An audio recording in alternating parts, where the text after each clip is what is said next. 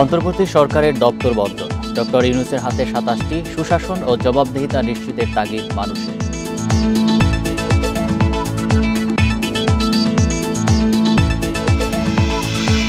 সেনা সহায়তায় বিভিন্ন জেলার থানায় কাজে যোগ দিচ্ছে পুলিশ সদস্যরা। ফুল দিয়ে বরণ করেছে ছাত্র জনতা।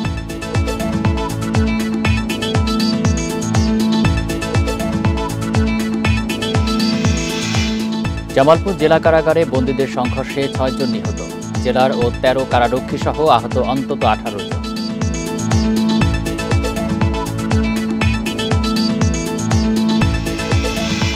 সরবরাহ বাড়ায় বাজারে স্বস্তি। সিন্ডিকেট রুখতে উদ্যোগ চান ক্রেতারা। আজও বাজার তদারকিতে শিক্ষার্থীরা। স্বাগত সমগ্র বাংলাদেশে, আপনাদের সাথে আছি আমি আলী আশরাফ। শুনছিলেন শিরোনাম, যাচ্ছি পুরো খবরে। অন্তর্বর্তী সরকার প্রধান ডক্টর মোহাম্মদ ইউনূসকে মন্ত্রিপরিষদ বিভাগ ও ২৬ মন্ত্রণালয় দিয়ে দপ্তর বন্টন হলো উপদেষ্টাদের মধ্যে। দুপুরে এই সংক্রান্ত প্রজ্ঞাপন জারি করেছে মন্ত্রিপরিষদ বিভাগ। ডক্টর ইউনূসের ২৬ মন্ত্রণালয়ের মধ্যে রয়েছে প্রতিরক্ষা, শিক্ষা, সড়ক পরিবহন, খাদ্য, কৃষি, রেল, জ্বালানি, বাণিজ্য, দুর্যোগ, মুক্তিযুদ্ধের মতো মন্ত্রণালয়। এছাড়া ডক্টর সালেউদ্দিন আহমেদ অর্থ এবং আসিফ নজরুল পেয়েছেন আইন ও সংসদ মন্ত্রণালয়ের দায়িত্ব। স্বরাষ্ট্রে থাকছেন অবসরপ্রাপ্ত brigadier general M Sakhawat Hossain, আর পররাষ্ট্র মন্ত্রণালয় দেখবেন তৌহিদ হোসেন। হাসান আরিফ স্থানীয় সরকার, ডক্টর খালিদ হোসেন ধর্ম এবং শিল্প মন্ত্রণালয়ের দায়িত্ব দেওয়া হয়েছে আদিলুর রহমান খানকে। এছাড়া সৈয়দা রিজওয়ানা হাসান বন ও পরিবেশ, শারমিন মুর্শিদ সমাজ কল্যাণ, ফরিদা আক্তার প্রাণী সম্পদ এবং স্বাস্থ্য মন্ত্রণালয় দেখবেন নূরজাহান বেগম। আর ছাত্র প্রতিনিধি আসিফ মাহমুদ সজীব ভুইয়া যুব ও ক্রীড়া মন্ত্রণালয় এবং মোহাম্মদ নাহিদ ইসলাম পেয়েছেন ডাক ও টেলিযোগাযোগ মন্ত্রণালয়ের দায়িত্ব।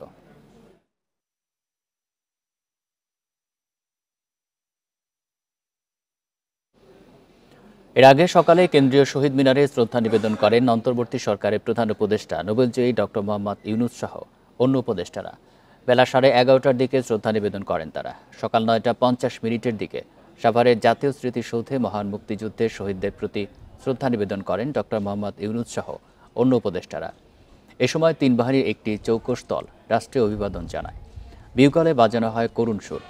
পরে জাতীয় স্মৃতিসৌধ প্রাঙ্গণে রাখা বইয়ে স্বাক্ষর করেন ডক্টর মোহাম্মদ ইউনূস। বৃহস্পতিবার ডক্টর ইউনূসকে অন্তর্বর্তী সরকারের প্রধান উপদেষ্টা রেখে বাকি ১৬ উপদেষ্টাদের নামের তালিকা প্রকাশ করে মন্ত্রিপরিষদ বিভাগ।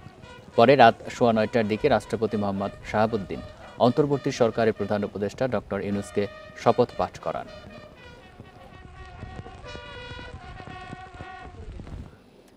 অন্তর্বর্তীকালীন সরকার গঠনের পর থেকে দ্রুত দেশে শান্তি শৃঙ্খলা ফিরে আসার প্রত্যাশায় সাধারণ মানুষ। তারা বলছেন, দলমতের ঊর্ধ্বে উঠে সুশাসন ও জবাবদিহি নিশ্চিত করতে হবে। দুর্নীতিবাজদের বিরুদ্ধে কঠোর ব্যবস্থা নেওয়ার পাশাপাশি রাষ্ট্রের প্রতিটি খাতে সংস্কারেরও দাবি তাদের। ছাত্র জনতার আন্দোলন ঘিরে সৃষ্ট সহিংস পরিস্থিতিতে থমকে গিয়েছিল পুরো দেশ। সরকার পতনের পর দায়িত্ব নিয়েছে অন্তর্বর্তীকালীন সরকার। এতে কয়েকদিনের উদ্বেগ উৎকণ্ঠা কেটে গিয়ে স্বস্তি ফিরতে শুরু করেছে জনমনে। সচল হতে শুরু করেছে অর্থনৈতিক কার্যক্রম। ক্ষতি পুষিয়ে নিতে গাজীপুর নারায়ণগঞ্জে ছুটির দিনেও খোলা রাখা হয়েছে অনেক কলকারখানা। শুক্রবার সকাল থেকে বিভিন্ন সড়কে চলতে দেখা গেছে আন্তজেলা বাস, মিনিবাস। বেড়েছে দূরপাল্লার বাস চলাচলও। সাধারণ মানুষ বলছে, নিত্যপণ্যের দাম নিয়ন্ত্রণের পাশাপাশি চাঁদাবাজি রোধে প্রশাসনের উদ্যোগ প্রয়োজন। পণ্যের দাম কমায় দেয়, আমরা যেন দিন এনে দিন খাইতে পারি। আমাদের মতো গরিব মানুষ যারা আছে তারা যেন খুব শান্তিপূর্ণভাবে জীবনযাপন করতে পারে। চাঁদাবাজ মুক্ত, সন্ত্রাস মুক্ত দেশ এবং আমরা যেন সুন্দরভাবে ব্যবসা বাণিজ্য করতে পারি। ছাত্র আন্দোলনে হতাহতের ঘটনায় সুষ্ঠু বিচার সহ প্রশাসনকে ঢেলে সাজানোর তাগিদ দিচ্ছেন অনেকেই। তারা বলছেন, প্রশাসনকে দুর্নীতিমুক্ত করতে দুর্নীতিবাজদের বিচার নিশ্চিত করতে হবে। আইনের খাতে অন্তত কোনো প্রকার যাতে দুর্নীতি না থাকে, কোনো প্রকার কোনো পুলিশ প্রশাসন একটা টাকা যেন সাধারণ মানুষের কাছ থেকে না নিতে পারে। আমাদের যেন সুষ্ঠু বিচার, সুষ্ঠু মানে একটা সুন্দর সমাজ তৈরি করে দেয়, সুন্দর বাংলাদেশ প্রতিষ্ঠা করে দেয়। বিভিন্ন জায়গায় অনেক হামলা হয়েছে, এইগুলা যেন ভবিষ্যৎ আর না হয়। কয়েকদিনের অস্থিরতার পর অন্তর্বর্তীকালীন সরকার গঠনে প্রত্যাশা বেড়েছে জনমনে। এবার তাদের দাবি, ভোটের অধিকার ফিরিয়ে আনতে উদ্যোগ নিতে হবে এই সরকারকেই। আইন শৃঙ্খলা রক্ষা করাই প্রথম দায়িত্ব এবং পরবর্তীতে দ্রুততম সময়ের মধ্যে একটা নির্বাচন দেওয়া। বাংলাদেশে যাতে মানুষের ভোটের অধিকার নিশ্চিত করি, তারা একটা সুস্থ ভোটের মাধ্যমে দেশকে হস্তান্তর করতে পারে। শিক্ষার্থীদের আন্দোলনের মাধ্যমে দেশ গড়ার যে সুযোগ তৈরি হয়েছে তা কাজে লাগাতে সঠিক পদক্ষেপের প্রয়োজন দেখছে সাধারণ মানুষ। রেশমি নন্দী, ইন্ডিপেন্ডেন্ট নিউজ। সেনাবাহিনীর সহায়তায় সকালে রাজধানীর ২১টি থানায় কার্যক্রম শুরু করেছে ঢাকা মহানগর পুলিশ ডিএমপি। যেসব থানায় ভাঙচুর হয়নি সেগুলোতে আজকের মধ্যেই কার্যক্রম শুরু হবে বলেও জানিয়েছে ডিএমপি। বেলা ১১টার দিকে তেজগাঁও বিভাগের অন্তর্ভুক্ত তেজগাঁও, শেরেবাংলানগর ও হাতিরঝিল থানায় শুরু হয় নিয়মিত কার্যক্রম। এরই মধ্যে তেজগাঁও থানায় অন্তত ৪০ জন পুলিশ সদস্য কাজে যোগ দিয়েছেন। এ সময় সেনাবাহিনীর সদস্যরা থানার নিরাপত্তার বিষয়ে সব ধরনের সহায়তা করেন। পরে পুলিশের পক্ষ থেকে বলা হয়, থানা জনগণের সম্পদ, জনগণকে সেবা করার জন্য থানার নিয়মিত কার্যক্রম চালু রাখা হয়েছে। থানার বাকি পুলিশ সদস্যদের শিগগিরই কাজে যোগ দেওয়ার আহ্বানও জানান ঊর্ধ্বতন কর্মকর্তারা।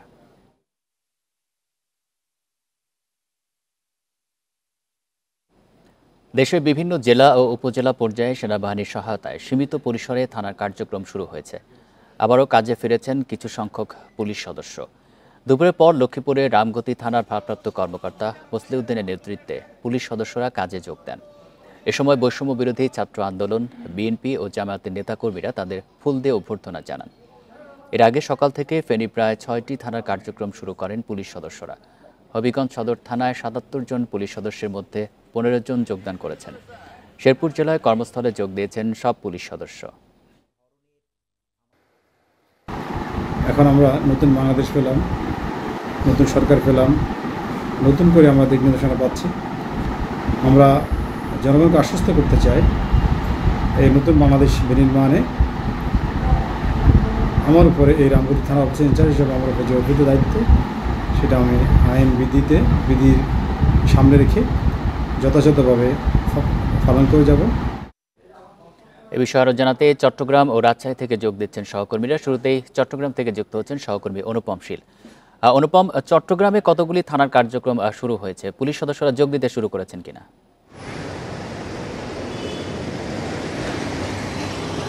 চট্টগ্রামে মূলত ১৬টি থানার মধ্যে আমরা কম বেশি ১১টি থানায় কিন্তু ভাঙচুর এবং বিভিন্ন ধরনের আগুনের ঘটনা ঘটেছে, এবং যার ফলে বিষয় হচ্ছে যে গত কয়েকদিন ধরে প্রায় সবগুলো থানাতেই পুলিশ সদস্যরা তারা তাদের কাজ পরিচালনা থেকে বিরত রয়েছে।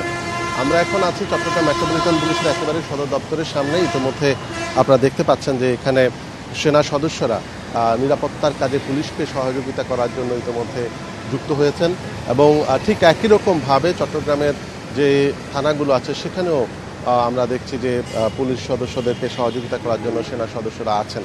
তো কালকে রাত থেকে মূলত বিভিন্ন থানায় আস্তে আস্তে পুলিশ সদস্যরা তারা যাচ্ছেন। আমরা আজকে সকালেও যেমনটা দেখেছি যে মূলত পুলিশ সদস্যরা সেখানে কিছু কিছু পুলিশ সদস্য যাচ্ছেন, পাশাপাশি সেখানে বৈষম্য বিরোধী শিক্ষার্থী যারা আন্দোলন করছিলেন তারাও গিয়েছেন, গিয়ে সেখানে যে ভগ্ন স্তূপের মধ্যে পরিষ্কার করা, ময়লা আবর্জনা পরিষ্কার করা, ছাই পরিষ্কার করা, এই কাজগুলো ইতিমধ্যে শুরু হয়েছে। যেহেতু যেই থানা ভবনগুলো আসলে বিধ্বস্ত হয়েছে বা যাদের আগুনে পুড়ে দেওয়া হয়েছে, সেখানে আসলে অবকাঠামো বলতে এখন কিছুই নেই। আমাদেরকে পুলিশের পক্ষ থেকে বলা হয়েছে মেট্রোপলিটন পুলিশ যে সেখানে কাজ করার মতো, ইতিমধ্যে কাজ শুরু করার মতো এখনও পরিবেশ তৈরি হয়নি, কারণ সেখানে বসার জায়গা, চেয়ার টেবিল, এই সমস্ত বিষয় কোনো কিছুই আসলে নেই। তো সেই প্রেক্ষাপটে এখন প্রাথমিকভাবে আগে অবকাঠামোগুলো মেরামত বা অবকাঠামোগুলো ঠিক করার একটি বিষয় রয়েছে। এরপরেই আসলে মূলত পুলিশিং কার্যক্রম সেটি শুরু করা যাবে বলে মনে করছে সংশ্লিষ্টরা। তো সেই হিসেবে আমরা এখন দেখছি যে আজকে বৈষম্য বিরোধী শিক্ষার্থীরাও এবং সাধারণ শিক্ষার্থীরাও তারা এই থানা পরিষ্কার পরিচ্ছন্ন করার কার্যক্রমে যোগ দিয়েছেন, পুলিশের অনেক সদস্যও যোগ দিয়েছেন। তবে বাস্তবিক অর্থে যে পুলিশিং কার্যক্রম সেটি শুরু করতে কিছুটা সময় লাগতে পারে বলে পুলিশের পক্ষ থেকে বলা হয়েছে, যদিও পুলিশের কর্মকর্তারা বলছেন যে তারা যত দ্রুত সম্ভব একেবারে পুলিশিং কার্যক্রমটি শুরু করে দেওয়ার ব্যাপারে বা তারা এখনই চেষ্টা করছেন সেটি চালু করার ব্যাপারে। অনুপম, আপনি থাকবেন আমাদের সাথে। আমরা এবার রাজশাহীর পরিস্থিতি জানবো, সেখান থেকে যোগ দিচ্ছেন সহকর্মী মুস্তাফিজুর রহমান। মুস্তাফিজ, রাজশাহীর পরিস্থিতি জানাবেন, কতগুলি থানার কার্যক্রম এখন পর্যন্ত শুরু করা গেল, আর আইন শৃঙ্খলা রক্ষায় সেনাবাহিনীর অবস্থান সম্পর্কে জানাবেন। দেখুন, বৈষম্য বিরোধী শিক্ষার্থীদের যে আন্দোলন ছিল অর্থাৎ 5 তারিখেই যে গণ অভ্যুত্থান হয়েছিল, তারপরেই কিন্তু উৎসুক জনতা রাজশাহীর মেট্রোপলিটনের যে 12টি থানা রয়েছে, 12টি থানার মধ্যে নগরের মধ্যে যে 8টি থানা, সেই 8টি থানা কিন্তু ভাঙচুর এবং অগ্নিসংযোগের ঘটনা ঘটেছিল।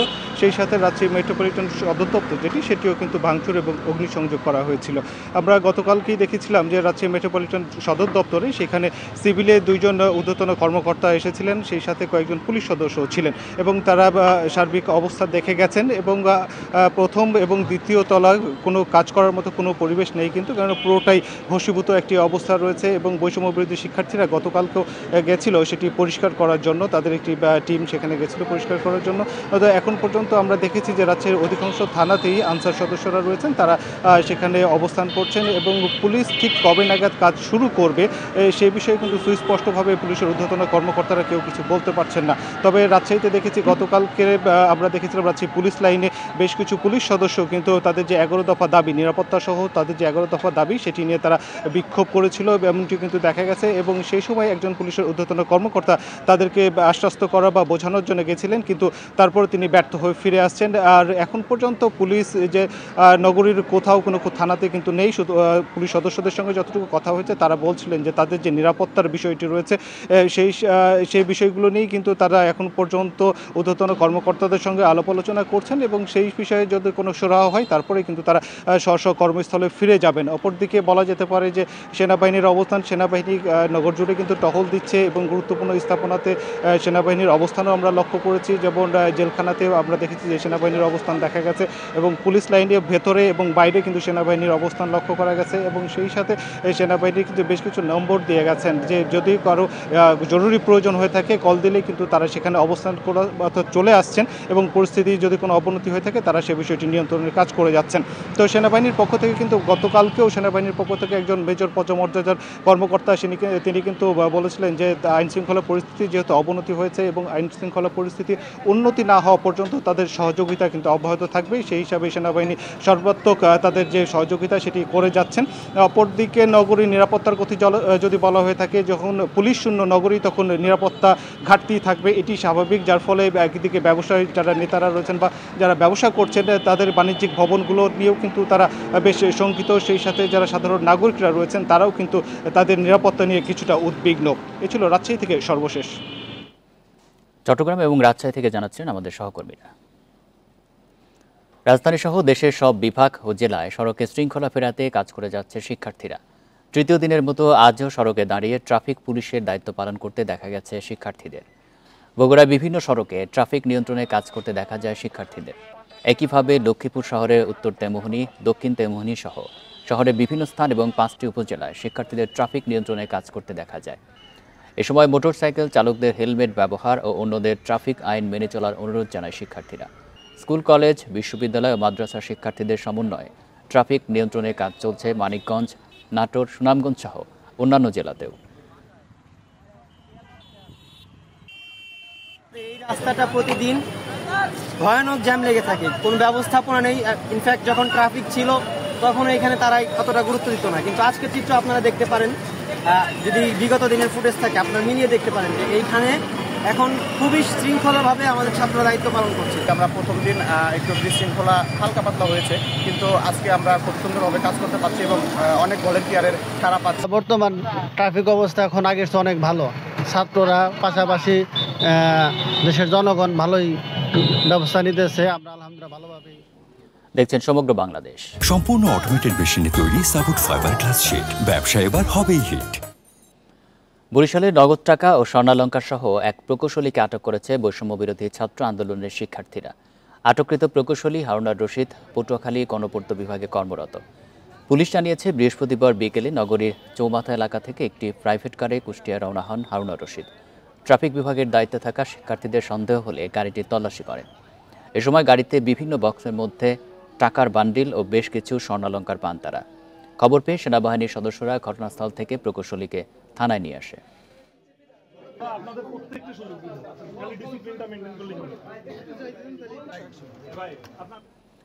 জামালপুর জেলা কারাগারে বন্দীদের নিজেদের মধ্যে সংঘর্ষে অন্তত 6 কারাবন্দী নিহত হয়েছে। আহত হয়েছে জেলার 13 কারারক্ষী এবং আরও 4 বন্দী। বৃহস্পতিবার দুপুরে কারাগারের ভেতরে বন্দীদের দুই পক্ষের মধ্যে সংঘর্ষ বাঁধে। এ সময় তারা কারাগার থেকে বের হওয়ার চেষ্টা করে এবং আগুন দেয়। পরিস্থিতি নিয়ন্ত্রণে ফাঁকা গুলি করে কারারক্ষীরা। পরে বিক্ষুব্ধ বন্দীরা কারাগারের ভেতরে দুটি ভবন, জেলারের কক্ষ ও প্রধান গেটের ভেতরে ভাঙচুর ও অগ্নিসংযোগ করে। পরে সেনাবাহিনী গিয়ে পরিস্থিতি নিয়ন্ত্রণে আনে।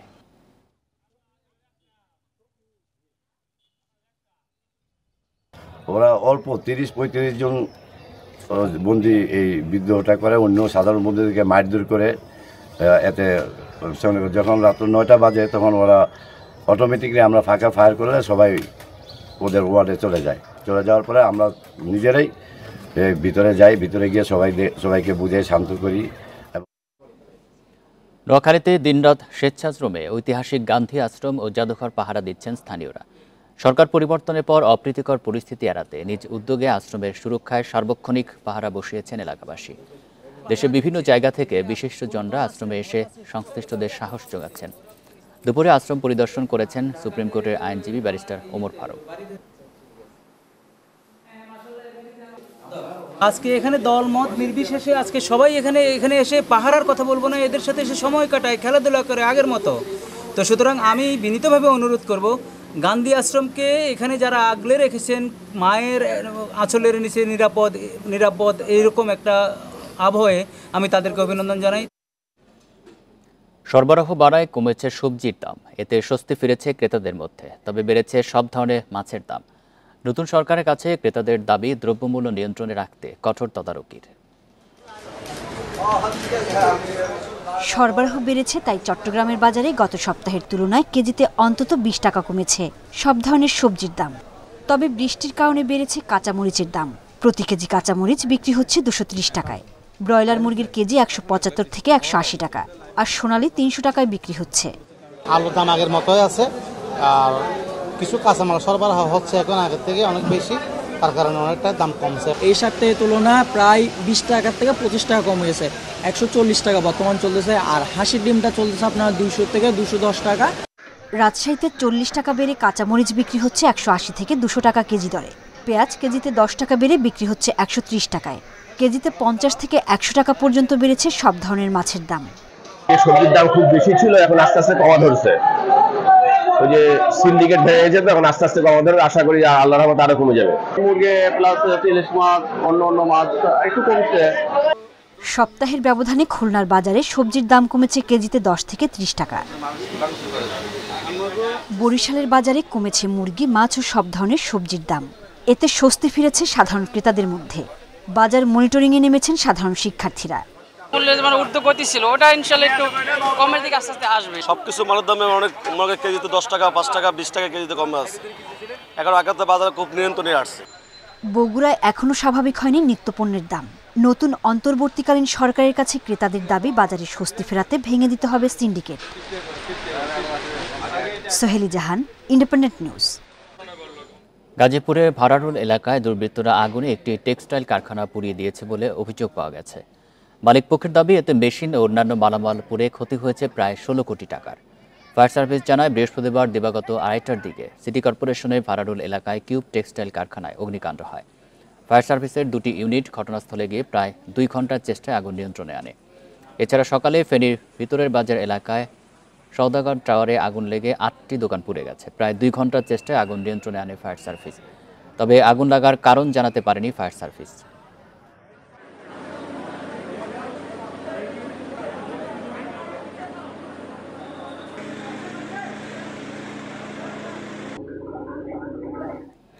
আন্তর্জাতিক আদিবাসী দিবস উপলক্ষে খাগড়াছড়িতে র্যালি ও সমাবেশ অনুষ্ঠিত হয়েছে। র্যালিটি বার্মা ঐক্য পরিষদ কার্যালয় প্রাঙ্গণ থেকে শুরু হয়ে শাপলা চত্বর করে শেষ হয় এবং সমাবেশ অনুষ্ঠিত হয়। আদিবাসীদের অস্তিত্ব সংরক্ষণ ও মৌলিক অধিকার প্রতিষ্ঠার আন্দোলনে নিজেকে অধিকতর সামিল করুন, এই স্লোগানকে সামনে রেখে দিবসটি পালন করা হয়। বাংলাদেশ আদিবাসী ফোরাম, বাংলাদেশ বার্মা ছাত্র ঐক্য পরিষদ ও বাংলাদেশ বার্মা স্টুডেন্টস কাউন্সিল এই দিবসের আয়োজন করে। অন্যদিকে বাংলাদেশ বার্মা স্টুডেন্টস কাউন্সিল ও সকল সহযোগী সংগঠনের উদ্যোগে খাগড়াছড়ি সরকারি উচ্চ বিদ্যালয় মাঠ থেকে র্যালির আয়োজন করা হয়। এ সময় বক্তারা আদিবাসীদের জীবনমান উন্নয়নের দাবি জানান। আমাদের নিজস্ব ভাষা আছে, নিজস্ব চলে এসেছে। এখন